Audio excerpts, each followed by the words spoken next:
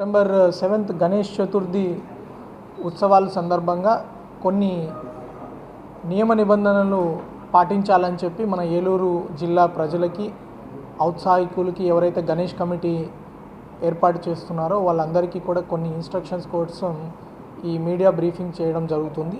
తర్వాత మన AP government and AP police department కూడా ఒక సింగిల్ విండో సిస్టమ్ని కూడా తీసుకొచ్చారు. అన్ని ఆఫీసుల దగ్గర ఎక్కువ ఇబ్బంది లేకుండా ఒకే అప్లికేషన్ ద్వారా ganeshutsav.net కానీ లేకపోతే ఈ ఫోన్ నెంబర్ ఒకటి ఉంది 7995095800.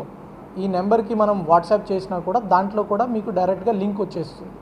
ఆ లింక్ ద్వారా మీ వివరాలు నమోదు చేసుకొని మీరు ఎంత పెద్ద విగ్రహం పెట్టాలనుకుంటున్నారు, మీ మండపం సైజ్ ఎంత, మీ కమిటీ మెంబర్స్ ఎవరు, ఆ రెస్పాన్సిబిలిటీ తీసుకునే వాళ్ళు ఎవరు, ఈ వివరాలన్నీ మీరు నమోదు చేసుకున్నాక ఆటోమేటిక్గా ఆ యొక్క అప్లికేషను డిఫరెంట్ డిపార్ట్మెంట్స్కి ఫార్వర్డ్ చేయబడుతుంది. ఆ డిఫరెంట్ డిపార్ట్మెంట్స్ వాళ్ళ చెకింగ్ చేసుకొని మీ ఎన్ఓసి కూడా మీకు క్యూఆర్ కోడ్ రూపంలో జనరేట్ చేయబడుతుంది. ఆ ఎన్ఓసిని మీరు ఆ పండల దగ్గర స్టిక్ చేసుకున్నప్పుడు మా బీట్ సిబ్బంది కావచ్చు, మిగిలిన డిపార్ట్మెంట్ సిబ్బంది కావచ్చు, అక్కడ స్కాన్ చేసుకొని అక్కడ పండలు ఉందా లేదా, ఎలా ఉంది, ఆ పరిస్థితులు కూడా ఆన్లైన్లో అప్డేట్ చేసుకోవడం జరుగుతుంది. దీని ద్వారా ఈ సింగిల్ విండో సిస్టమ్ ద్వారా ప్రజలకి ఈ గణేష్ ఉత్సవ కమిటీ వాళ్ళకు కూడా సులభతరంగా ఆన్లైన్లోనే ఎన్ఓసి తెప్పించుకోగలిగే సౌకర్యం ఉంటుంది. అదేవిధంగా వివిధ డిపార్ట్మెంట్ల మధ్య కూడా కోఆర్డినేషన్ ఉంటుంది. ఏ పర్మిషన్ ఎక్కడ వచ్చింది, ఎంత లేట్ అవుతుంది, ఎలా ఫాస్ట్గా ఇవ్వాలి అన్నది మా దగ్గర కూడా డేటాబేస్ ఉంటుంది.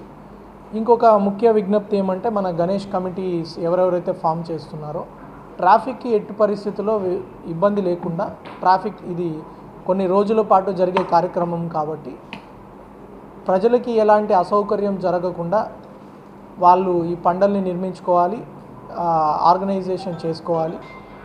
తర్వాత ఈ బాణాసంచా కాల్చడము అప్పుడు కూడా హాస్పిటల్స్, దగ్గరలో ఉన్న హాస్పిటల్స్ కావచ్చు, వృద్ధులకు కావచ్చు, శబ్ద కాలుష్యం చేయకుండా ఈ మైక్ కూడా భక్తి పర్పస్కి మాత్రమే వాడడము, ఈ ఎక్కువ డీజే బాక్స్లు ఇవన్నీ పెట్టి అనవసరంగా వృద్ధులకు లేకపోతే ఇంకొకరికి ఇబ్బంది, చదువుకునే పిల్లలు ఉంటారు వాళ్ళకి ఇబ్బంది లేకుండా మిత పరిమితిలో సింగిల్ మైక్ సిస్టమ్ పెట్టుకొని చేయాలని మా కోరిక. నెక్స్ట్ ఇంకా మనము ఈ ఎవరైతే ఉత్సవ కమిటీ వాళ్ళు ఉన్నారో కూడా చాలా విగ్రహాలు మన జిల్లాలో పెడతారు కాబట్టి ప్రతి చోట పోలీస్ బందోబస్తు ఇవ్వడం అనేది సాధ్యం కాదు. ఈ విగ్రహం ఎవరైతే ఏర్పాటు చేస్తున్నారో దాన్ని పరిరక్షించుకోవడము, దాని చుట్టుపక్కల కొంచెం సెక్యూరిటీ చూసుకోవడం కూడా ఆ గణేష్ కమిటీ వాళ్ళు యాక్టివ్గా ఇన్వాల్వ్ అవ్వాలి. రౌండ్ ద క్లాక్ కూడా వాళ్ళు షిఫ్ట్ వైజ్ ప్రకారం ఎంత విగ్రహం సైజుని బట్టి, ఆ విగ్రహములో ఎంతమంది వస్తారన్న దాన్ని బట్టి, ఎప్పుడు ఒకరా ఇద్దరా ముగ్గురా ఎంతమంది ఉండాలన్నది మా పోలీస్ వారు కూడా అక్కడ పరిస్థితిని బట్టి వాళ్ళ కమిటీ సైజ్ని బట్టి డిసైడ్ చేసి పర్మిషన్లోనే మెన్షన్ చేసి ఇస్తారు.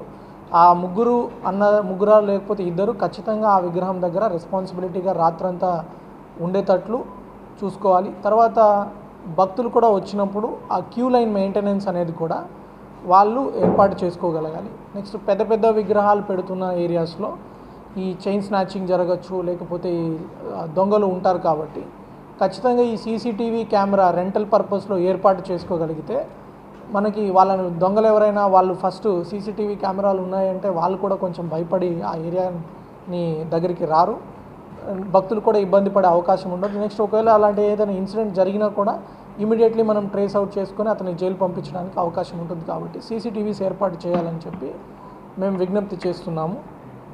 తర్వాత ఈ ట్రాన్స్పోర్ట్ రూట్ కూడా, ఏ రూట్లో మీరు విగ్రహాన్ని మళ్ళీ నిమజ్జనానికి ఎప్పుడు తీసుకెళ్తారు, ఏ టైంకి తీసుకెళ్తారు, ఏ రూట్లో తీసుకెళ్తారు, ఎక్కువ డిలే చేయకుండా మనం నిమజ్జనానికి తీసుకెళ్తే మిగిలిన ఏలూరు ట్రాఫిక్ అంతా ఆగిపోవడము, సాధారణ ప్రజానికానికి ఇబ్బంది లేకుండా ప్లానింగ్ అనేది పోలీస్ వ్యవస్థ కూడా చేసుకోగలుగుతారు.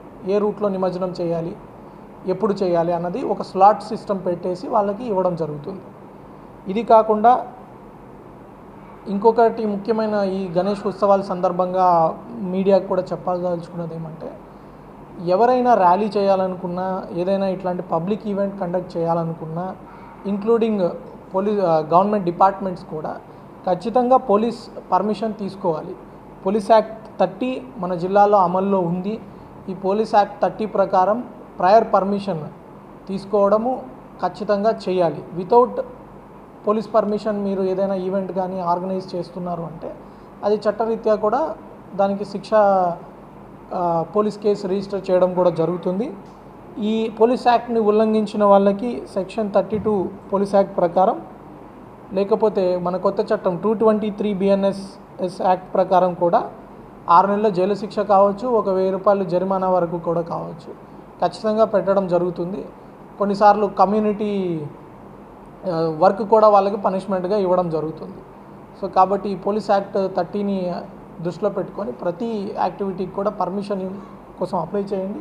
పర్మిషన్ ఫాస్ట్గా రావడానికి మేము కృషి చేస్తాం. సో ఇంకా ఏదైనా మీకు ఈ గణేష్ చతుర్థి గురించి ఏదైనా డౌట్ ఉంటే you can ask me anything.